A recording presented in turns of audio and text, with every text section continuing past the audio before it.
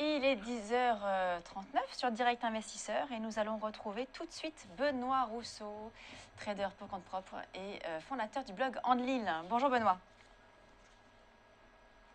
Alors ce matin, vous nous disiez, quand vous parliez du CAC, que jusqu'à 9h30, vous ne comptiez rien faire, rester très prudent dans l'attente de publication d'indicateurs macroéconomiques importants et que du coup, ça allait faire bouger le CAC maintenant. Donc là, il est 10h30, ça fait donc plusieurs... Oula!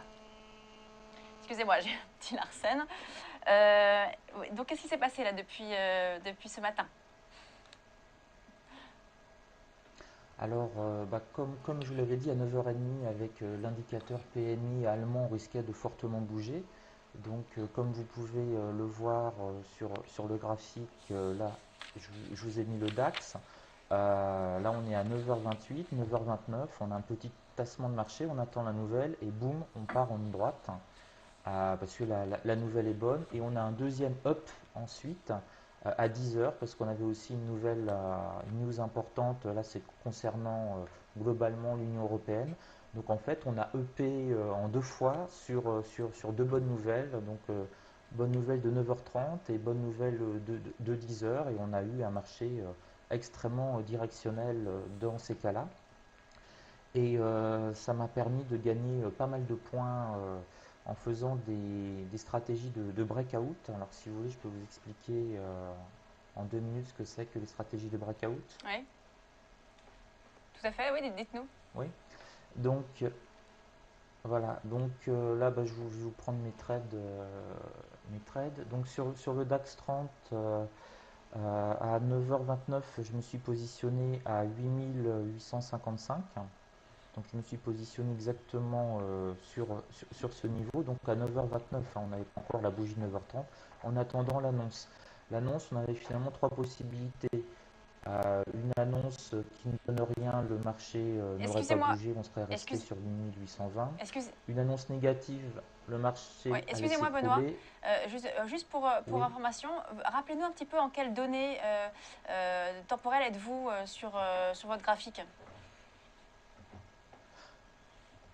d'accord. unité Alors de là, temps? je suis, donc là, vous voyez la journée à partir de D'accord. 9 heures et je suis en 1 minute parce que je fais du scalping.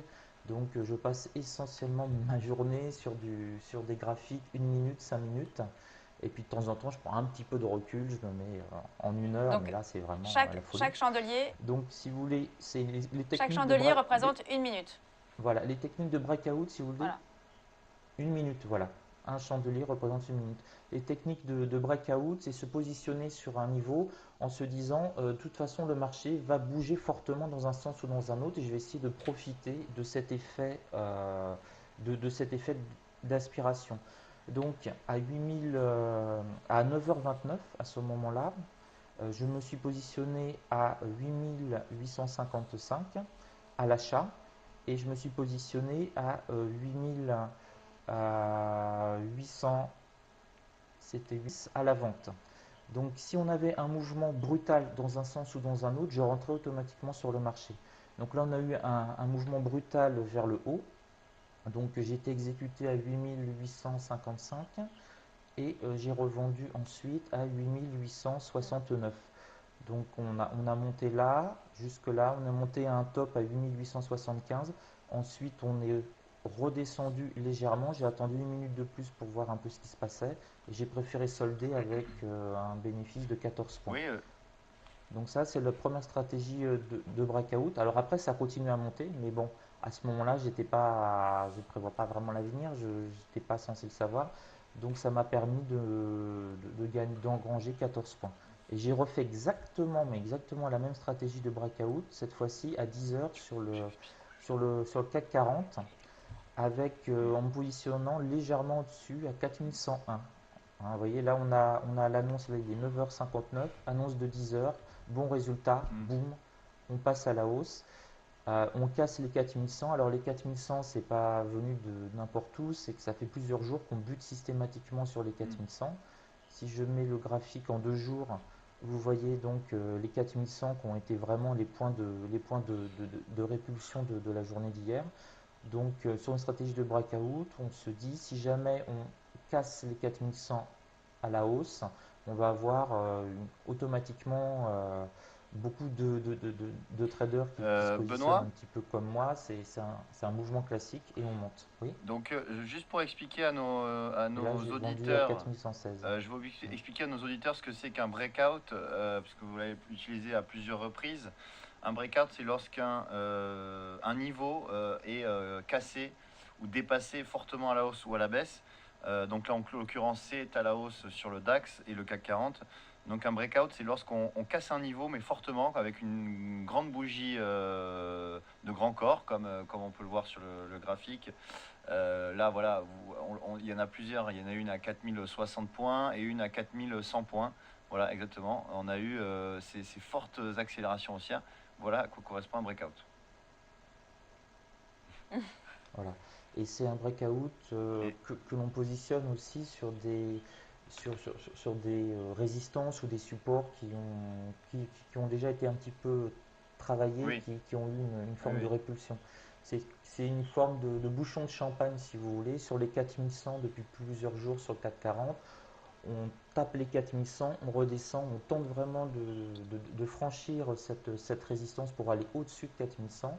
Et quelque part, j'appelle ça le bouchon de champagne, on accumule un petit peu de pression. Et au bout d'un moment, quand on vraiment réussit à le franchir, là, on a vraiment une Mm. accélération. Et stratégie de breakout, c'est essayer de profiter de cette accélération très rapidement.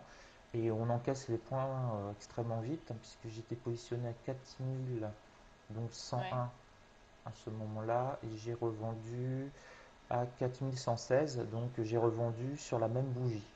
Sur la même bougie. Donc la position a duré moins d'une minute. J'ai pas Mm. les secondes, mais Quel, elle a duré 35 ou quel, 40 secondes. pour, pour expliquer un petit peu à nos téléspectateurs, quels sont les outils techniques que vous utilisez pour votre trading?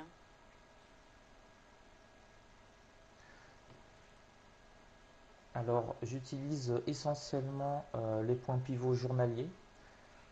Donc vous pouvez voir ici sur le CAC 40, les points pivots, vous avez un niveau moyen, vous avez des supports qui se calculent automatiquement avec le logiciel et des résistances qui se calculent automatiquement. Alors vous avez des dizaines de formules pour les points pivots. J'ai pas créé, j'avais créé à un moment ma propre formule, mais finalement j'en reviens aux formules classiques puisque c'est l'effet de masse, hein. Beaucoup de traders utilisent les mêmes points pivots, donc il y en a un effet de masse. On le voit là, par exemple sur le CAC 40, la résistance 2 journalière a marqué finalement la Mm. fin de la hausse, hein. À partir du moment où on est arrivé sur la R2, on hésite et là maintenant on rebaisse légèrement. Donc j'utilise les points pivots et quasiment que les points pivots et Alors, j'allais dire le prix. Je regarde vraiment la dynamique des bougies constamment en temps réel. Jadis, il y a 10 ans, j'avais un cockpit de Boeing. J'avais 5-6 indicateurs dans tous les sens. Et finalement, plus j'ai progressé dans mon scalping, et plus j'ai retiré les indicateurs, ouais, j'ai retiré les MACD, j'ai retiré le RSI, etc. Qui finalement ne me permettaient pas de me concentrer sur vraiment ce qui est l'essentiel, ouais, c'est le prix et la bougie, la dynamique de la d'accord. bougie. Alors maintenant, pour revenir un petit peu aux indices que vous suivez, donc le CAC et le DAX, pouvez-vous nous rappeler là, donc vos niveaux, là par exemple, votre stratégie, vos objectifs pour la journée? Même si on sait que vous faites beaucoup d'allers-retours, hein, que ça peut évidemment bouger, mais d'un point de vue global, votre objectif par exemple pour la journée? Alors pour le CAC 40, là, si on revenait vers les 4110, les 4100, je passerais acheteur pour un rebond d'environ à nouveau une vingtaine de points.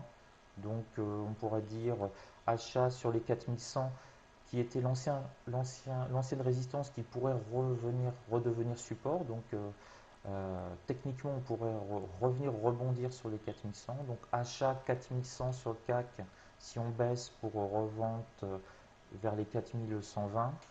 Et pour le DAX 30, donc là, bon, c'est un peu plus du day trading, hein, ce que je vous dis. Pour le DAX 30, On a vers midi, on pourrait peut-être, midi 13 h, on pourrait peut-être rebaisser un petit peu vers les 8 950, la résistance 1 journalière. Et là, on pourrait passer à l'achat vers 8 950 pour retenter un retour vers les 9 000 cet après-midi. D'accord. Donc on vise donc. Vous avez une dynamique en fait vous avez une dynamique en fonction de la Ouais, journée. Entre 9 h et 11 h 30 midi, c'est vraiment les marchés européens qui ont la main. Midi 14 h, on attend, hein. Donc là, on peut faire des petits trades très techniques. Et l'après-midi, la main est donnée aux Américains, à nos grands maîtres. Et si eux décident de faire chuter, si le Dow Jones baisse, de toute façon, le CAC 40 et ouais.